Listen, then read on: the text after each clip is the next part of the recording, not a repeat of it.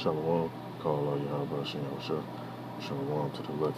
Now, if you've been paying attention to the news, a whole bunch of war drills and different military movement that going on, especially with these new leaders that's been put in position, like the guy over there. I want to say his name is Brown, Romani, if I'm not mistaken, over there in Iran. And you got the guy, Naphtali Bennett, over there in Jerusalem. And simultaneously, you got this going on. And the United Kingdom on the seas off the coast of Crimea. More than 20 Russian aircraft and 2 Coast Guard ships have been shadowing a British warship, HMS Defender, sailing some 12 miles off the coastline. Russia annexed Crimea from Ukraine, that was back in 2014, but this annexation has not been recognised internationally. The Russians are accusing the Royal Navy of violating their territorial waters. The British say that they are in fact in Ukrainian waters. And that's the same reason why the Persians, also known as the Iranians, they're doing the same thing over there to the Amalekites over there in Jerusalem. So the Most High really been stirring up their spirit. Let me put this precept up real quick.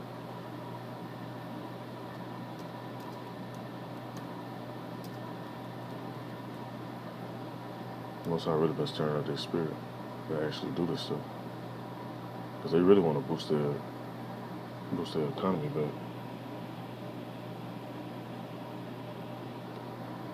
So yeah, this one I look for. This is the book of Ezekiel, chapter 38, and we start at verse 10. Yeah, they want to boost their economy back up, but simultaneously, they got a sanction from the U.S. named on everybody. Oh, don't trade with this person, don't trade with that person. You can't travel here, travel there. So what that's going to lead to? This third world war. This third war, I should say. This third world war. Now it says in the book of Ezekiel, chapter 38, verse 10, that says the Lord Yahweh should also come to pass, and at the same time shall things come into thy mind, and thou shalt think of evil thought, and thou shalt say, I will go up to the land of unwalled villages. I will go to them that are at rest, that dwell safely. All of them dwelling without walls, and having neither bars nor gates, to take a spoil, to take a prey, to turn thine hand upon the desolate places that are now inhabited, and upon the people that are gathered out of the nations, which have gotten cattle and goods that dwell in the midst of the land. It says Sheba, and Dedan, and the merchants of Tarshish, with all the young lions thereof, shall say unto thee, art thou come to take a spoil, as thou gather thy company to take a prey, to carry away silver and gold, to take away the cattle and goods, to take a great spoil. And see, and there's another precept to say they should not regard gold nor silver, so they ain't gonna want no goods. There's one thing that they after. Now, the only broadcast journalist on board HMS Defender is the BBC's defence correspondent Jonathan Beale, and he's been describing the hostile warnings from Russia as Defender's crew were preparing for a possible confrontation. Hands fracture stations, hands fracture stations. This is not a drill. Come in, take your seat straight away. We want the process up to us. A British warship in the Black Sea about to make a point to Russia. So we're straight into the thick of it. We're going to action stations now, just to bring us up to a higher state of readiness. Well, HMS Defender has just left the port of Odessa, and as you can see just over there, we're already being shadowed by a Russian warship. We have 2 suspect aircraft coming in. They're soon tracking Russian military aircraft, who are also tracking them. It is a slightly more increased threat, I would say, just because we're operating outside of our normal areas. And you're being watched by the Russians. They can see us, we can see them. As we get close to Crimea, the tension rises. HMS Defender is going to sail within what Russia now claims is its territorial waters, but following a legally recognised shipping lane. Would you say there's a flashpoint potentially here in terms of how the Russians will behave? But there's a contentious point. Their posture will likely be more belligerent because of our proximity to what they recognise as their waters. I mean, they will view you as belligerent going so close to Crimea. They might take that view.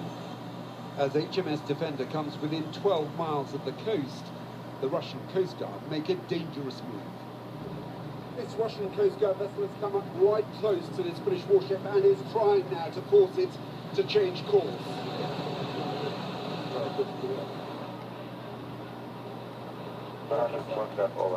Nothing on the bridge, absolutely. Noise on the bridge! If you cross the border line, I'll be fire. If you don't change the course, I'll be fire. Do you read me? Over. The crew don protective clothing in case that threat's followed through. Shots are fired, but they're well out of range. Aircraft visual, green 150, tracking right, altitude low. Throughout the transit, HMS Defender detects at least 20 Russian military aircraft nearby. Some far too close for comfort.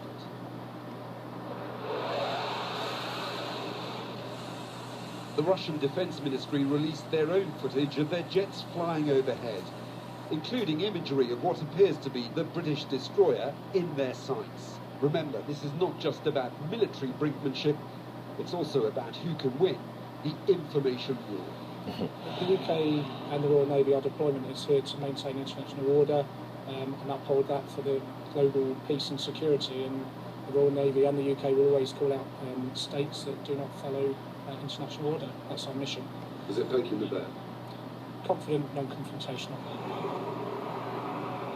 Last year, Russia claimed to have chased another Royal Navy warship out of the Black Sea. But clearly, Britain's not been deterred. This is evidence that the UK is willing to challenge Russia to uphold international law. But it is a high-risk strategy. Jonathan Beale, BBC News, on board HMS Defender. Yeah, real high risk, man, because guess what? They got them arrows, and they've been itching to use them. That's why they're doing these drills around here. So this video. I want to talk about Cash App. Cash App lets me set. If you have an enlarged prostate, you must see this. The renowned urologist, Dr.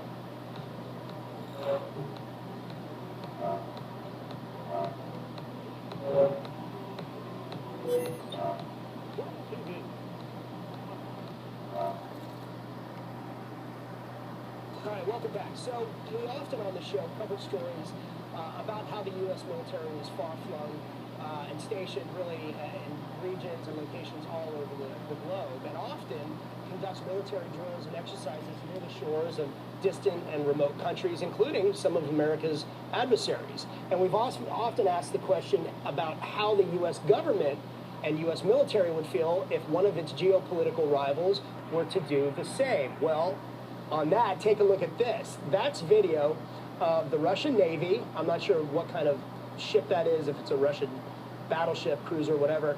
But anyway, Russian Navy conducting drills in the Pacific Ocean not far from Hawaii. The Russian military says it was 300 miles.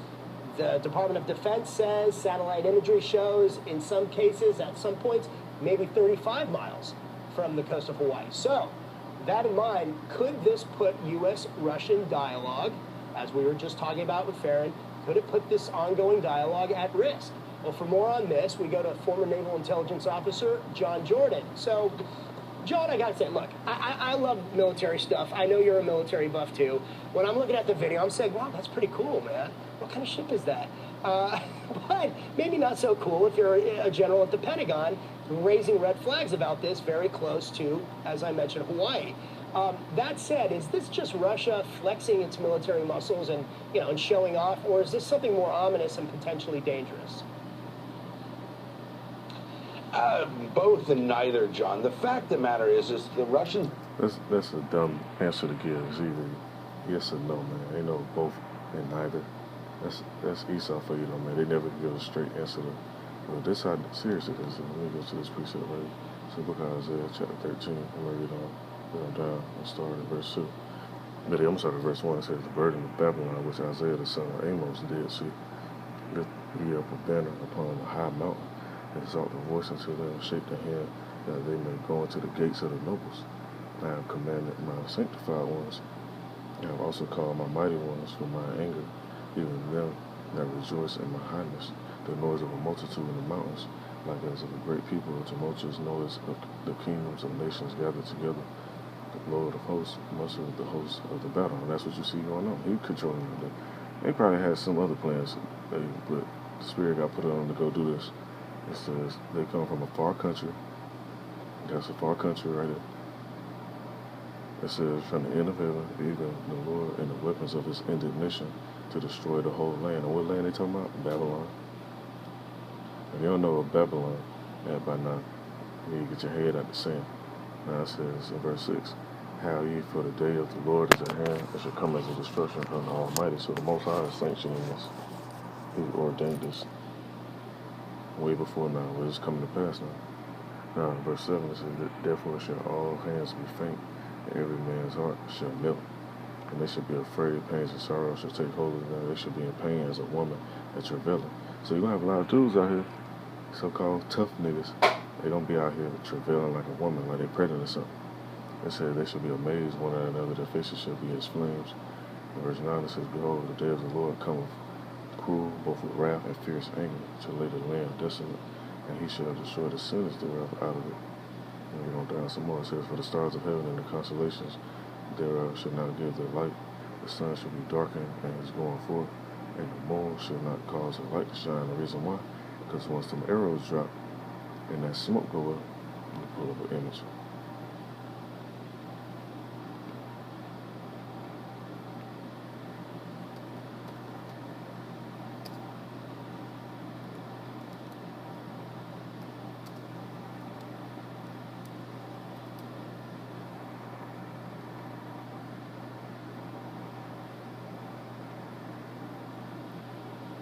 When some arrows go off, and this ought to have been posted.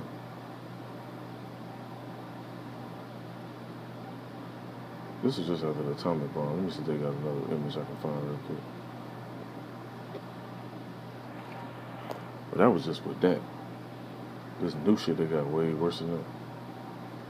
When this go off, you see this type of incident happen, you're gonna be able to see the sky like that. That's why the scripture says, for the stars of heaven and the constellation thereof shall not give their light. The sun shall be darkened and is going forth, and the moon shall not cause the light to shine. And when we on down, it says, and I will punish the world for their evil, and the wicked for their iniquity, and I will cause the arrogancy of the proud to cease, and will lay low the haughtiness of the terrible. It says, I will make a man more precious than fine gold, even a man than the golden wedge of Ophir, because a lot of dudes really don't get wiped out. Because they're not really thinking about the Most High and going by their day. They're not really thinking about practicing keeping the commandments or trying to help seal the elect and push these words so we can get up out of here. Niggas really want to stay here in Babylon. Of course, people have that nature to want to be prosperous or whatever. That's just in our spirit. But overall, you really want to be prosperous and righteousness to be able to get them real reparations, them spiritual reparations, them biblical reparations that's been promised to us. Not the little bullshit Esau talking about trying to give up. So the men that's in their right mind to actually survive and dwell in a safe manner while all this stuff about to take place, they're going to be made more precious than fine gold. People are going to be trying to cleave onto them. They don't wonder why they ain't getting sick from no plagues, why they ain't been getting hit by the swords, all type of other destruction that come around, why they ain't been getting attacked by the beasts of the field, the different animals, why the animals listen to them but they go and attack everybody else. That's going to make a man more precious than fine gold. Now verse 13 says, therefore I will shake the heavens and the earth shall remove out of their place in the wrath of the Lord of hosts in the day of his fierce anger, and shall be as the chased roe, and as a sheep that no man taketh up. They shall every man turn to his own people and flee, everyone to his own land. Everyone that is found shall be thrust through. Everyone that is joined unto them shall fall by the sword. And so them Sambos, them coons, they like to go up there and dance around with Esau. They're going to get the same judgment as Esau. It said their children also should be, let me see, yeah. It said their children also should be dashed to pieces before their eyes. Their houses shall be spoiled and their wives ravished. Now the main point I want to get to about them doing this drill, it says, behold, I will stir up the Medes against them, which shall not regard silver, and as for gold, they shall not delight in it. Hey, them Edomites over there, they don't want no silver, no gold. Believe it They or want not, oil. have operated intelligence gathering assets off of the Hawaiian coast, even during the Cold War. In this case, the Russians were doing a couple of things. They wanted to test American response to a pretty large-scale Russian set of maneuvers so close to a U.S. base.